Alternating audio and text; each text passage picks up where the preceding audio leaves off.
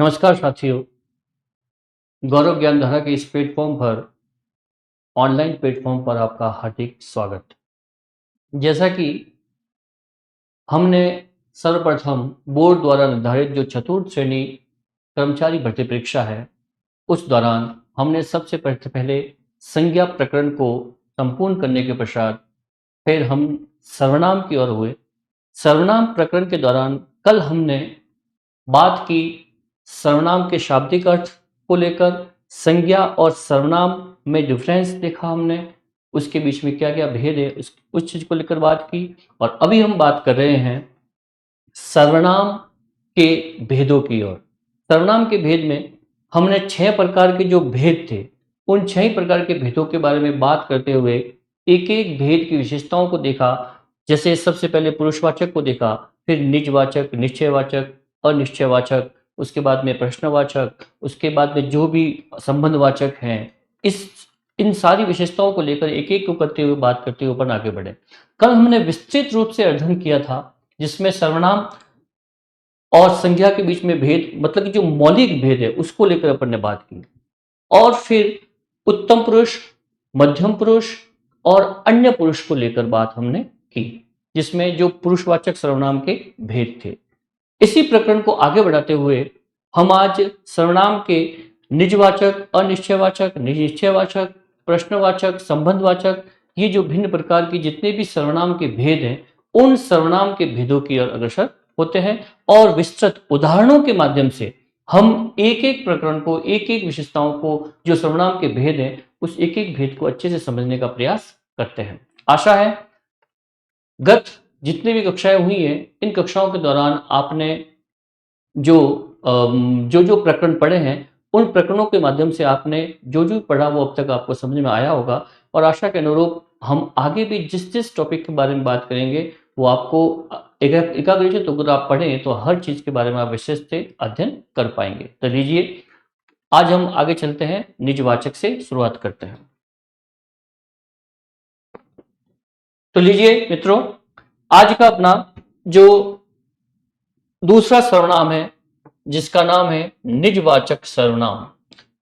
यहां पर हम बात करते हैं निजवाचक सर्वनाम की। तो निजवाचक सर्वनाम में निजता, निजता मतलब कि सेल्फ, या कह सकते हैं कि अपना, अपनापन, या बात करें अपनत्व की, जहां पर अपनत्व की बात आए, वहां पर निजवाचक सर्वनाम जो है वह करता है, कार्य करता है। इस परिभाषा के माध्यम से इसको देखने का प्रयास करते हैं कि वे सर्वनाम शब्द जिनका प्रयोग व्यक्ति कर्ता के लिए या कर्ता के साथ अपनत्व प्रकट करने के लिए करता है। देखिए, सब ये वो सर्वनाम शब्द हैं जो व्यक्ति या कर्ता के लिए, कर्ता के साथ में अपनत्व प्रकट करने के लिए करता है, उसे निजवाचक सर्वनाम कहते हैं। उसे क्या कहेंगे हम? निजवाचक सर्वनाम कहते हैं। दूसरे शब्दों में, जहां आप शब्द का प्रयोग आदर्श सूचक, कल हम जैसे ही हमने पुरुषवाचक सर्वनाम के बारे में जो भिन्न प्रकार थे उसमें भी मैंने देखते हुए मैंने आपको अंत में बताया था कि आपको लेकर बात एक आई थी कि आदर्श सूचक जहां पे शब्द होगा, वहां पर मध्यम पुरुष जो है वो कार्य करता है। अगर परिचय है तो कौन सा जो पुरुष है वो कार्य करेगा, और निजत्व है तो कौन सा कार्य करेगा। इस तरह से हम अलग अलग टाइप से इसको देखने का प्रयास करते हैं कि आप जो है, आप शब्द का किस तरह से प्रयोग होता है। अब यहां देखिए, निजवाचक सर्वनाम कहते हैं जैसे स्वयं, खुद, स्वतः, आप, अपने आप, निज, ये जो जितने भी सर्वनाम है, ये निजवाचक सर्वनाम के सर्वनाम शब्द रहेंगे। ये इसके एग्जाम्पल्स रहेंगे, उदाहरण रहेंगे। ये शब्द जहां पर भी आपको दिखते हैं, वहां पर निजवाचक सर्वनाम जो है वो कार्य करता है। बिल्कुल आसान और बिल्कुल सरल सर्वनाम है ये। इस प्रकार को हम देखते हैं तो प्रकार के माध्यम से ये शब्द जहां पर भी आपको दिखते हैं, जहां पर खुद की, अपनत्व की बात हो, वहां पर निजवाचक सर्वनाम जो है वो कार्य करेगा। यहां पर सिर्फ एक आप शब्द को लेकर हमेशा कुछ समस्याओं का सामना करना पड़ सकता है, जिसको मैंने कल भलीभांति आपके समक्ष जो है इस जितने भी इसमें जो भेद थे, तीनों ही अवस्थाओं में अलग अलग तरीके से मैंने आपको बताया था कि आप का प्रयोग कहां कहां किस किस रूप में आपको जो प्रश्न की प्रकृति है, उस प्रश्न की प्रकृति के दौरान आपको समझना होगा कि आपका प्रयोग कौन-कौन से किस-किस सर्वनाम के माध्यम से इसको समझ सकते हैं और इसका आंसर आपको किस तरह से ढूँढना है। अब देखिए, इसके कुछ एग्ज़ाम्पल्स हैं, उन एग्ज़ाम्पल्स के माध्यम से हम इसको देखने का प्रयास करते हैं। जैसे, यह कार्य मैं अपने आप करूँगा। अगर आपके समझ कोई ऐसा सेंटेंस बनता है, ऐसा वाक्य बनता है कि यह कार्य मैं अपने आप कर लूँगा, अपने आप कर लूँगा, तो कहीं न कहीं अपनत्व की बात यहाँ पर आ रही है, अर्थात यहाँ पे निजवाचक सर्वनाम जो है वो कार्य करेगा। फिर मैं अपना कार्य स्वयं करता हूँ। मैं अपना कार्य स्वयं करता हूं, मैं मेरा खुद का कार्य खुद करता हूं, ये बात ये कहना चाह रहा। तो यहां पर भी इस वाक्य में भी जो है कहीं ना कहीं कहीं का निजवाचक सर्वनाम ही है। फिर विकास अपना खाना खुद पकाता है। विकास क्या कर रहा है? अपने खाने को खुद बना रहा है। तो यहां पर निजत्व है, अपनापन है, अपनत्व है, केवल खुद तक बात आ रही है, सेल्फ बात आ रही है। तो यहां पर क्या होगा? निजवाचक सर्वनाम कार्य करेगा। मैं अपने पिताजी के साथ जाऊंगा। मैं अपने पिताजी के साथ जाऊंगा, अपनत्व की बात आ रही है, मैं मेरे पिताजी के साथ में जाऊंगा, अर्थात यहां पर निजवाचक सर्वनाम कार्य कर रहा है। आपके कुछ भेद हैं जिसको मैं आपको और भी अच्छे तरीके से समझाने का प्रयास करूंगा कि आप शब्द का प्रयोग वाक्य की प्रकृति पर जाएगा और किस तरह से आपको अपने उत्तर को ढूंढना है। लीजिए, आशा है आपको निजवाचक सर्वनाम जो है वो अच्छे से समझ में आया होगा। आगे चलते हैं अपन। अब आता है निश्चयवाचक सर्वनाम। निश्चितता जहां पर आए, मैंने आपको कल बताया था कि निश्चयवाचक सर्वनाम में यह, वह, ये, वे और वो, ये सर्वनाम शब्द जो हैं वो इसके परिचायक रहते हैं। इस सर्वनाम के ये इसके मूल शब्द रहते हैं, मूल सर्वनाम है इसके। ये कि ये एडजेक्टिव्स जो है वो सेम रहते हैं अन्य पुरुषवाचक में। लेकिन मैंने आपको दोनों ही स्थिति क्लियर की थी कि यदि यह,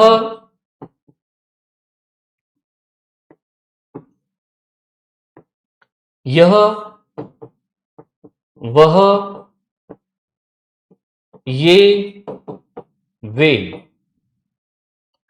और वो, ये सर्वनाम शब्द जो हैं अगर अन्य पुरुष के हैं तो अन्य पुरुष में क्या होगा कि इनका उपयोग वही होगा जहां पे प्राणी हो।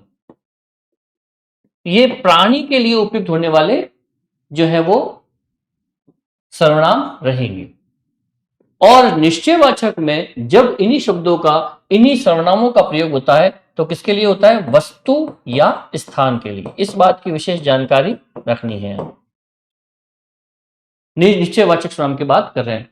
ठीक, चलिए इस बात को क्लियर करने से पहले पहले इसकी परिभाषा देखते हैं अपन कि जिन सर्वनाम शब्दों से किसी निश्चित वस्तु, प्राणी, घटना, जिन सर्वनाम शब्दों से किसी निश्चित, मतलब कि बिल्कुल आपको परफेक्ट पता होना चाहिए, इसका निश्चितता होनी चाहिए आपके दिमाग में कि वस्तु, प्राणी और घटना के संबंध में निश्चितता का बोध होता हो, बिल्कुल निश्चित हो कि ये वस्तु वही है, ये प्राणी वही है, ये घटना जो घटित हुई है, इसका बिल्कुल आपके पास में मुख्य प्रमाण होना चाहिए। प्रत्यक्ष रूप से आपके प्रमाण आपके पास में होगा तो वो निश्चयवाचक सर्वनाम रहेगा, वही निश्चयवाचक सर्वनाम कहलाते हैं। निश्चितता होनी चाहिए।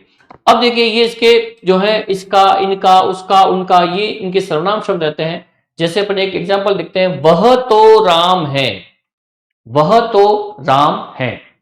अब वह तो राम में क्या हुआ कि जितने भी संज्ञा शब्द होते हैं जो जिस वाक्य में आते हैं, वो जिस सर्वनाम, जो सर्वनाम जिस संज्ञा शब्द के लिए आते हैं वो संज्ञा शब्द हमेशा उसी वाक्य में आएगा। ये चीज आपको ख्याल रखना है इसकी।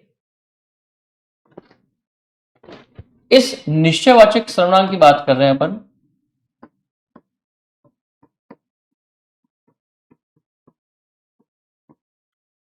कि वही संज्ञा शब्द, जो संज्ञा शब्द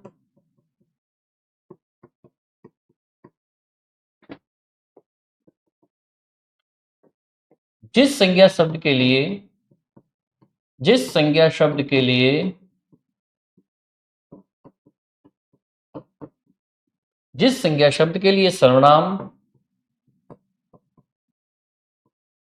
वाक्य में आएगा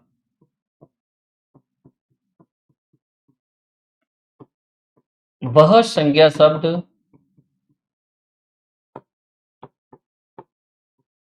वाक्य में होगा। सर्वनाम का उपयोग जिस संज्ञा शब्द के लिए होता है वह संज्ञा शब्द उस वाक्य में ही रहेगा। जैसे हमने देखा अभी इस एग्जाम्पल में कि वह तो राम है, वह तो राम है। यह वह जो है ये किसके लिए प्रयुक्त हुआ है? यह वह जो है वो किसके लिए प्रयुक्त हुआ है? राम के लिए हुआ है। किसके लिए हुआ है? राम के लिए। वह जो है वो राम के लिए प्रयोग हुआ है, तो वह सबसे पहले है और लास्ट में इसके जो संज्ञा शब्द जिसके लिए प्रयोग हुआ है इसके साथ में ही रहेगा। तो ऐसी कंडीशन में हम कहते हैं कि निश्चितता जो है वो बरकरार रहेगी। यह मेरी पुस्तक है, यह मेरी पुस्तक है, बिल्कुल निश्चित है आप। और यह शब्द जो है यह जो सर्वनाम शब्द है ये इस पुस्तक के लिए प्रयुक्त हुआ है। अर्थात जो सर्वनाम शब्द जिस संज्ञा शब्द के लिए प्रयुक्त हुआ है वह संज्ञा शब्द भी उसी वाक्य में उपयुक्त रहेगा। वह राम की गाय है। अर्थात यहां पर भी देख लें कि जो सर्वनाम शब्द जिस संज्ञा शब्द के लिए प्रयुक्त हुआ है वह संज्ञा शब्द भी इसी वाक्य में प्रयुक्त है। इस निश्चयवाचक सर्वनाम की एक बात है कि आप सबसे पहले जो सर्वनाम आएगा इसका जो समीकरण बनता है, फिर संज्ञा या सर्वनाम शब्द रहेगा और फिर उसके बाद में वापस वो संज्ञा रहेगी। अर्थात अपन कह सकते हैं कि जो सर्वनाम शब्द जिस संज्ञा शब्द के लिए कार्य करेगा वो इस तरह से इसका समीकरण बनेगा कि जो सर्वनाम जिस संज्ञा शब्द के लिए आया है वही संज्ञा शब्द उसी वाक्य में डिपेंड रहता है, उसी वाक्य में वो उपस्थित भी रहेगा। यह है आपका निश्चयवाचक सर्वनाम। ध्यान रहे कि जो सर्वनाम शब्द जिस संज्ञा शब्द के लिए आएगा वो संज्ञा शब्द उसी वाक्य में रहता है। भिन्न उदाहरणों के माध्यम से भी इसको देख चुके हैं और परिभाषा के माध्यम से भी इसको समझ चुके हैं कि किस तरह से निश्चयवाचक सर्वनाम जो है वो अपने उदाहरणों के माध्यम से कार्य करता है। आशा है आपको ये समझ में आएगा। इस प्रकरण को हम आगे बढ़ाते हैं।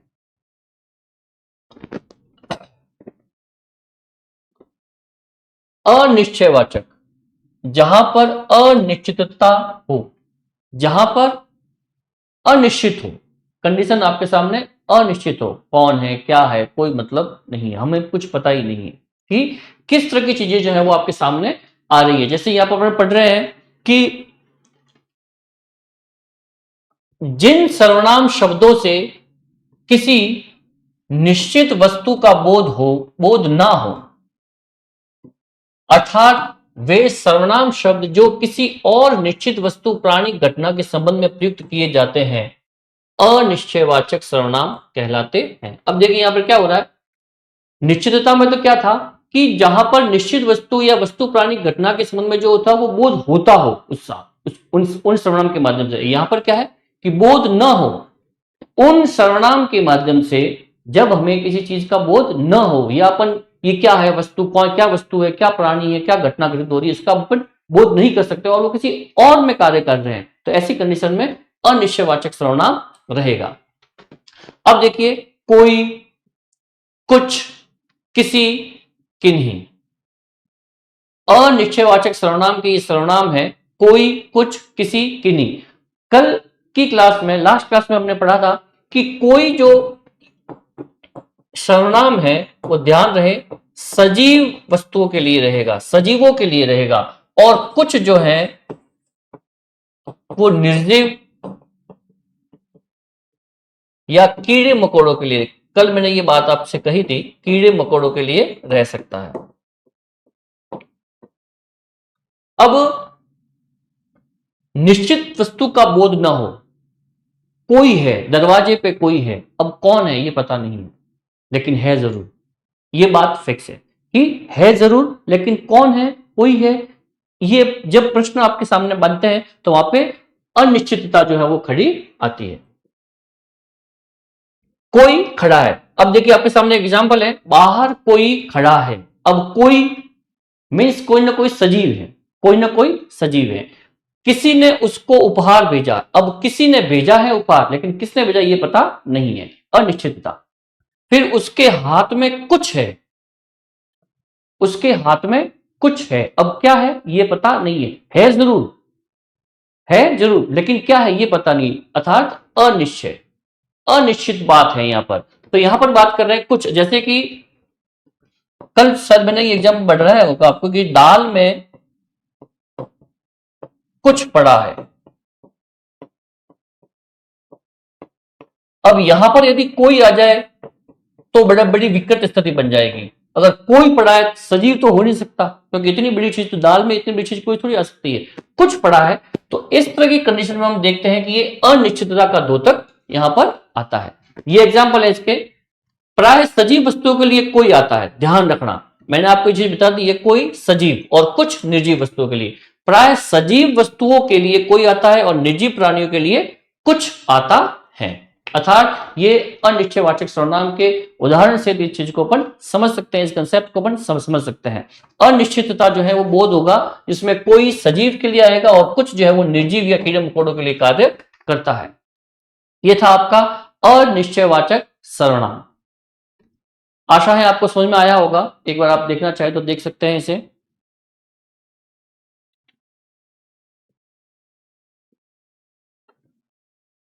नेक्स्ट, संबंधवाचक सर्वनाम। कल हमने संबंधवाचक सर्वनाम को लेकर भी बात यहां पर की थी कि संबंधता, मैंने आपको इसकी परिभाषा बताई थी कि जब किसी वाक्य में, जब कोई दो वाक्य हो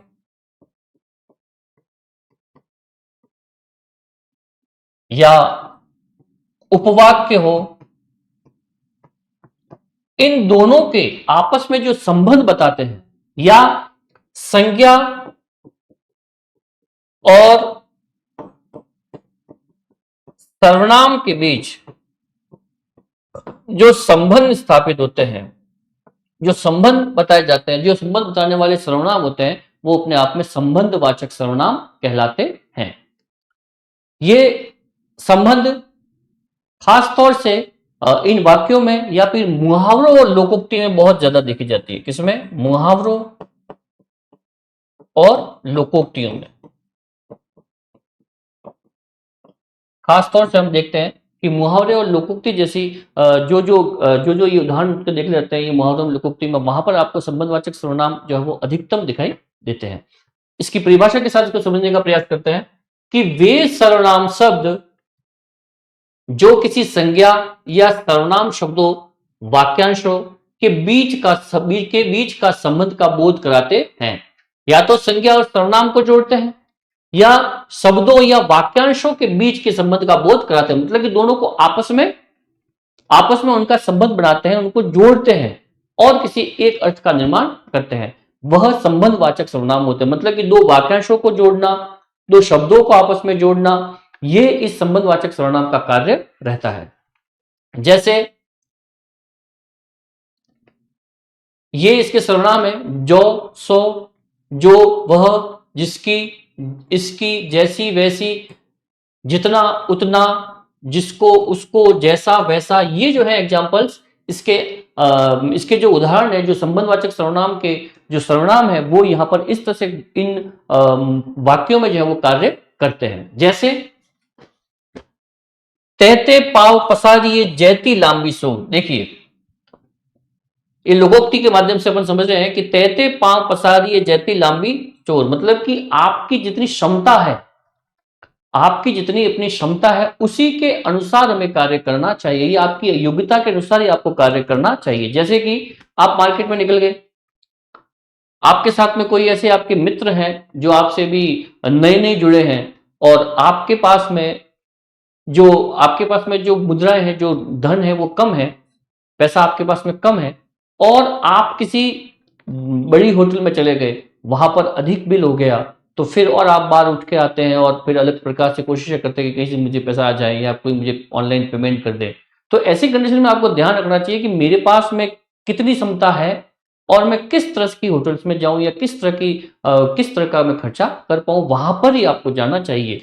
तहते पांव पसारिए जैती लांबी सोर, मतलब कि आपकी जितनी क्षमता है उन क्षमताओं के अनुरूप ही आपको कार्य करना चाहिए। जो बोओगे सो काटोगे, जैसा आप कार्य करोगे वैसे ही आपको फल की प्राप्ति होगी। एक खेती से जो है संबंध है इसका, ये खेती से संबंधित बात कर रहे हैं कि जब खेती में आपने जैसा बीज बोया है, जैसी मेहनत की है, उसी के अनुरूप आपको अपने फसल की प्राप्ति होनी है और उसी के अनुरूप आपको धन की भी प्राप्ति होगी। उसी प्रकार से जैसे कोई एग्जाम से जो प्रतियोगी परीक्षाएं हैं, उन प्रतियोगी परीक्षाओं में कुछ विद्यार्थी ऐसे होते हैं जो मेहनत कम करते हैं और फल की इच्छा अधिक करते हैं कि मेरा सिलेक्शन क्यों नहीं हुआ। उसका रीजन यही है कि आपने जैसा बोया था वैसा आपको मिल गया। अगर आपकी कोशिशें वाकई में उस प्रकार की थी कि आपका चयन वाकई में आपका एक आपकी चुनौती थी, तो उस समय आपको उस सफलता को प्राप्त करने के लिए उसी प्रकार की मेहनत को भी करना होगा। यदि आप उस प्रकार की मेहनत नहीं करेंगे तो आपको सफलताएं कहां से मिल सकती है। इसलिए जैसा बोओगे वैसा काटोगे। सफलताएं तभी मिलती है जब आपने सफलता के अनुरूप अपने एफर्ट्स लगाए, अपनी मेहनत की है। नेक्स्ट है, जिसकी लाठी उसकी भैंस। जिसके लाठी में दम होगा भैंस उसकी होकर रहेगी। कहीं कहीं क्या होता है कि आपके बाजुओं में कितना दम है उस पर डिपेंड करता है कि आप किस चीज को पाना चाहते हो, वो आपको किस तरह से मिल जाएगी। जो करेगा सो भरेगा। जिसने जैसे कर्म किए, अगर किसने कोई गलत कार्य किया है तो उसी के अनुरूप उसको भरना भी, उसको वहां पर लगान भी देना होगा, कहीं ना कहीं अनुरूप में उसको वो वहां पर चुकता भी करना होगा। जैसा कर्म करेगा वैसा फल मिलेगा। आप जैसा कर्म करोगे, आपके कर्म जिसके अनुरूप हैं, उसी अनुरूप में भगवान जो है वो आपको प्रतिफल भी देगा। अगर आपके कर्म अच्छे नहीं है, अपने माता पिता, अपने भाइयों के साथ आपका व्यवहार अगर सही नहीं है, आपका अपने परिवार के प्रति आपके किस तरह का व्यवहार है उसी के अनुरूप, या अपने कोई भी मित्र हैं, आपकी क्लास में रहने वाले लोग हैं, आपके समाज में रहने वाले लोग हैं, जिस प्रकार के आपके कर्म रहेंगे, अगर आपने किसी को नुकसान दिया है तो आपको नुकसान मिलेगा, अगर आपने किसी की सहायता की है तो सहायता आपको भी कहीं ना कहीं रूप में वो मिल जाएगी। जैसा कर्म करोगे वैसा आपको फल मिलेगा। अर्थात ये संबंध सूचक बात यहां पर सर्वनाम जो है वो कर रहे हैं। अर्थात इन उदाहरणों के माध्यम से हम ये समझ सकते हैं कि किस तरह से जो है वो संबंधवाचक सर्वनाम के इन सर्वनामों को हम प्रयोग कर सकते हैं, और प्रतियोगी परीक्षाओं में पूछे जाने वाले जो प्रश्न हैं उन प्रश्नों को किस तरह से हम पकड़ सकते हैं। ध्यान रहे, जहां पर मुहावरे और लोकोक्ति जैसे उदाहरण आते हैं, जहां पे जो सो, जो बोएगा वो पाएगा, इस तरह के अगर सर्वनाम उपयुक्त होते हैं तो वो कहीं ना कहीं वो हमेशा संबंधवाचक सर्वनाम के ही उदाहरण हैं। अगर आपको ऐसा मुहावरे और लोकोक्ति जैसा कोई एग्जाम्पल मिलता है, अगर आपके ऑप्शन में संबंधवाचक सर्वनाम है, तो प्रश्न की प्रकृति को अच्छे से पढ़े और सीधे संबंधवाचक पर अपना टिक लगा दें। एक बार देख लें इसे।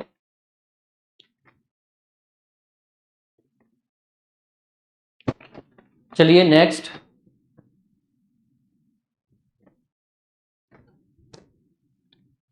प्रश्नवाचक सर्वनाम। हमने भी संबंधवाचक सर्वनाम को पूर्ण किया, अभी अपन चलते हैं प्रश्नवाचक सर्वनाम की ओर।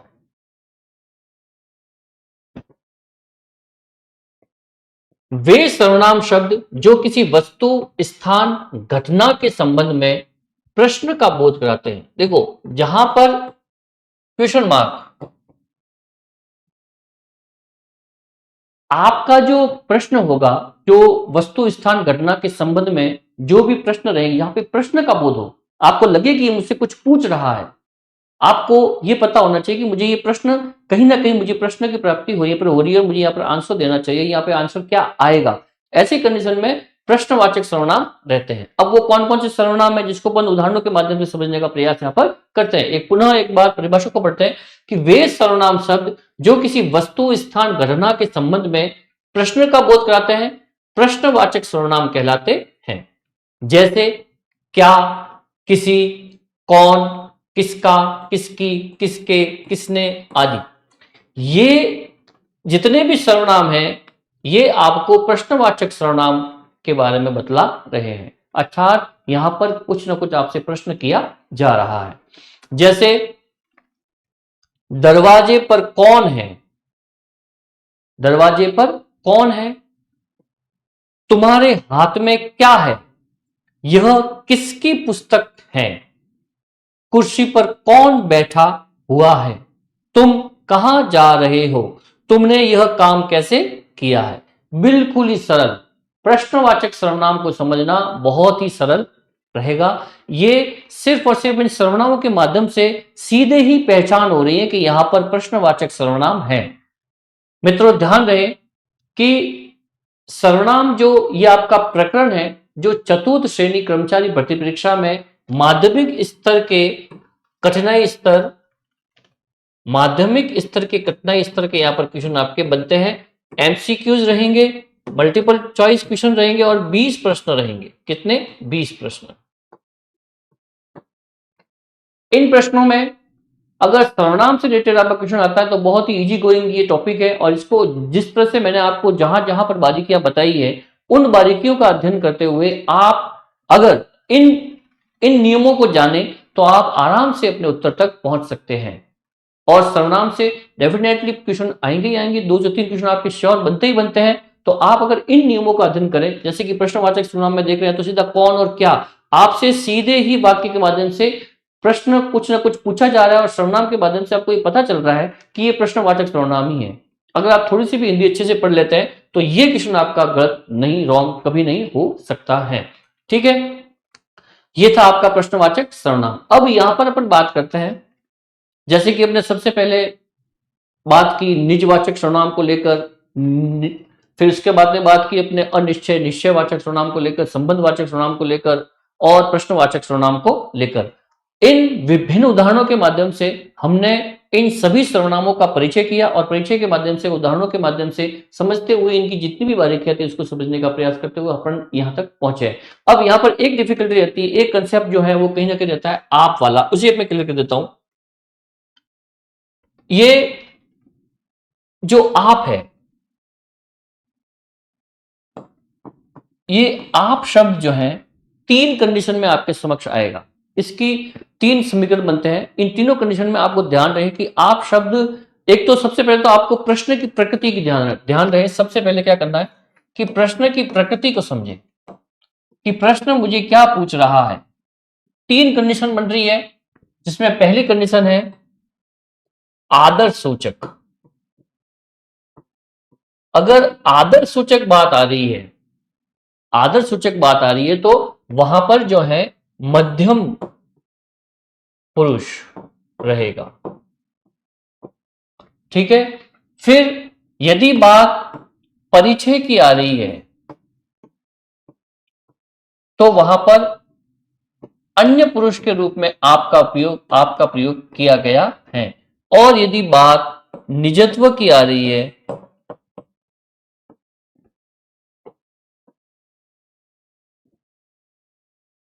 बात यदि निजत्व की आ रही है, अपनापन की आ रही है, या अपनत्व की आ रही है,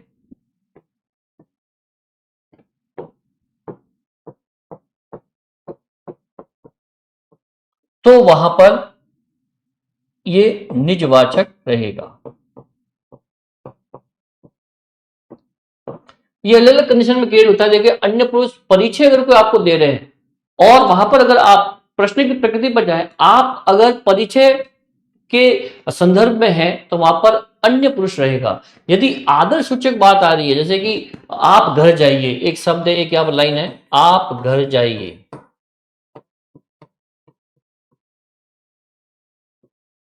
तो यहां पर कहीं ना कहीं जो है वो आप आदर सूचक बात आ रही है। क्या बात आ रही है? आदर यहां पर आ रहा है, तो आदर में आप जो है मध्यम पुरुष में, ये आंसर वहां पर जाएगा।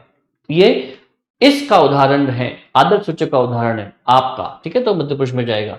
फिर बात आती है कि परिचय में आपने देख लिया अन्य पुरुष में, और निजत्व या अपनापन की बात आ रही है, अपनत्व की बात आ रही है, तो वहां पर आपके लिए ये निजवाचक सर्वनाम रहेगा। इस तरह से इस आपके कंसेप्ट को आप अच्छे से समझ सकते हैं। फिर मैंने एक और बात की थी आपके सामने कि जो अन्य पुरुष के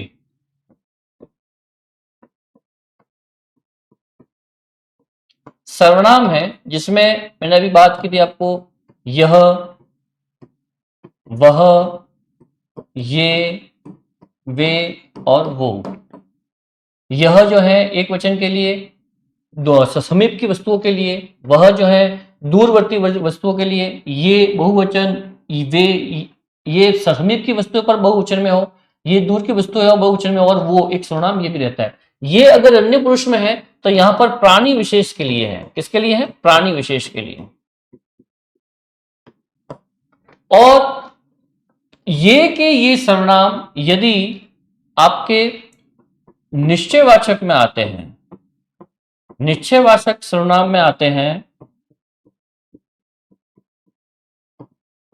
तो वहां पर निश्चयवाचक सर्वनाम में हमेशा ध्यान रखें कि वस्तु और स्थान विशेष के लिए ये प्रयुक्त होंगे, वस्तु और स्थान के लिए प्रयुक्त होंगे।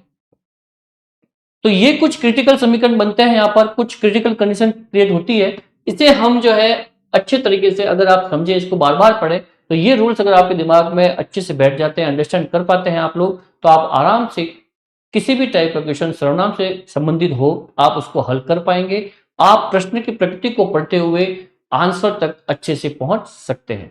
आशा है इनको पुनः बार बार रिपीट करने की। अगर आप इसे बार बार पढ़ेंगे तो बिल्कुल ही आप आंसर तक अच्छे से पहुंच पाएंगे। आशा है आज का ये टॉपिक सर्वनाम यहीं पर संपूर्ण होता है, और आशा के अनुरूप मुझे लग रहा है कि ये पूरी तरह से आपको अंडरस्टैंड हुआ होगा। अगर किसी प्रकार की कोई समस्या हो तो कमेंट बॉक्स में आप कमेंट करके मुझे बता सकते हैं। धन्यवाद, मिलते हैं अगली क्लास में।